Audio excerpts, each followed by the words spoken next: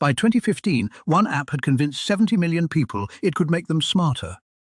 It ran ads on national radio, charged $15 a month, and raised nearly $70 million from investors. Then, on January 5, 2016, the United States government called it what it was: deception. So how did a game about remembering birds build an empire on a myth science had already debunked? And the craziest part, getting caught barely slowed them down. San Francisco, 2005. 3 young founders set up Lumos Labs, chasing a genuinely exciting idea. Neuroscience had just embraced neuroplasticity, proof that the adult brain can rewire itself. Their pitch: if the brain is like a muscle, someone should build the gym. In 2007, they launched Lumosity, a website of colorful mini-games wrapped in the language of the lab, complete with your own brain performance index. And the timing was perfect. Smartphones were exploding, self-improvement was booming, and millions of aging baby boomers were terrified of losing their minds. Lumosity didn't have to create the fear, it just had to sell the cure. Nearly $70 million of venture capital poured in. By the early 2010s, Lumosity wasn't an app. It was everywhere. Ads on national TV, on Pandora, on Spotify, and, brilliantly, on NPR. Because if a brain game sponsors the Smart People station, it must be legitimate, right? The model was beautiful. About $15 a month, sold with the urgency of medicine. 70 million members in over 180 countries. And according to the US government, the ads went much further than fun games, claiming training could boost you at school and work, delay age-related decline, even reduce the impairments of brain injury, PTSD, and ADHD.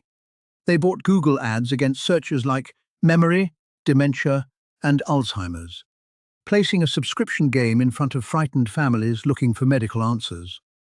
Fear in, money out. But here's the one idea that explains this whole story. Psychologists call it the transfer problem.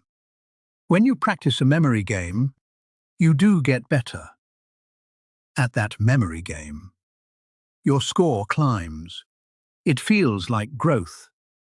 But the skill refuses to transfer to anything else. Your bills, your homework, your car keys. You haven't upgraded your brain. You've practiced a game. It's like discovering that years of Mario Kart hasn't made you a Formula One driver.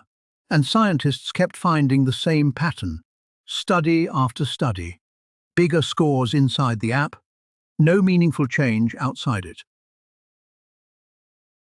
The gym for your brain was selling memberships to a room full of mirrors. In October 2014, it became official.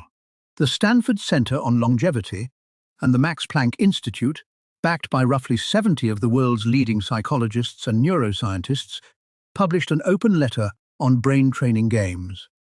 Their verdict? In plain language, no compelling scientific evidence that these games prevent cognitive decline. 70 experts. On the record.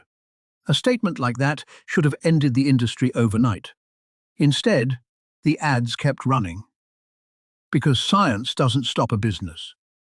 But the government can. January 5, 2016. The Federal Trade Commission announces its case, and the language is brutal. Lumosity, it said, preyed on consumers' fears about cognitive decline, without the science to back its promises. The charge? Deceptive advertising. The judgment? $50 million. But here's the twist.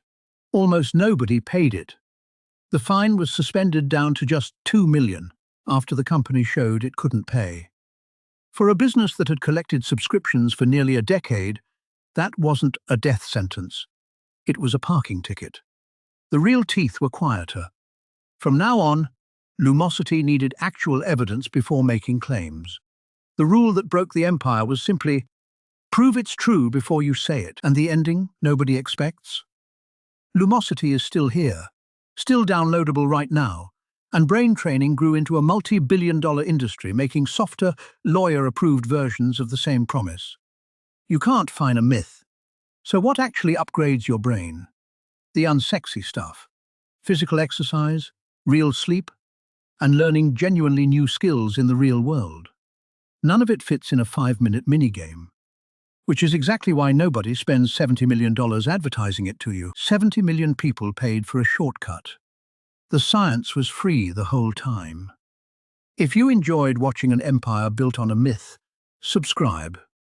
The brain world is full of them, and myth brain is where they come to die.